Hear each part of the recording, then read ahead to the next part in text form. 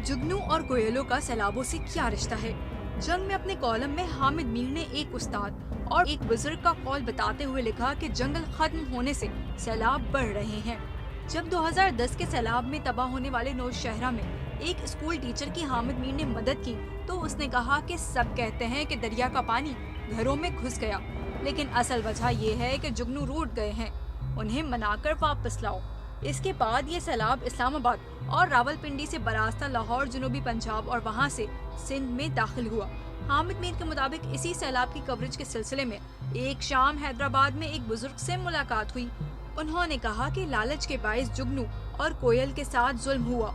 इंसानों ने जंगल खत्म कर दिए, उन्हें काट कर उन पर हाउसिंग स्कीमें बना डाली, खेत खलियान बेच कर प्लाजे खड़े कर दिए और बागात खत्म करके जुगनू को जिला वतन कर दिया। जब दरख्त नहीं होंगे तो कोयलें और तोते कहाँ जाएंगे?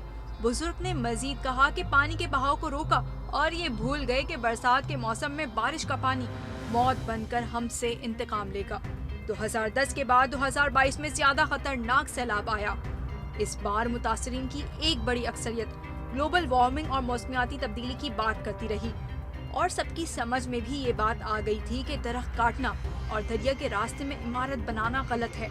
2022 के सैलाब की तबाहकारियों के बाद पाकिस्तान में दरख्त काटने, स्टोन क्रशिंग और दरियाओं के रास्ते में तामीरात को रोकने के लिए कानून पर सख्ती से अमल दरामद कराने की जरूरत थी, लेकिन रियासत की ज्यादा तवज्जो सियासी मुखालफिन की गिरफ्तारियों और उन्हें सजाएं दिलवाने पर थी।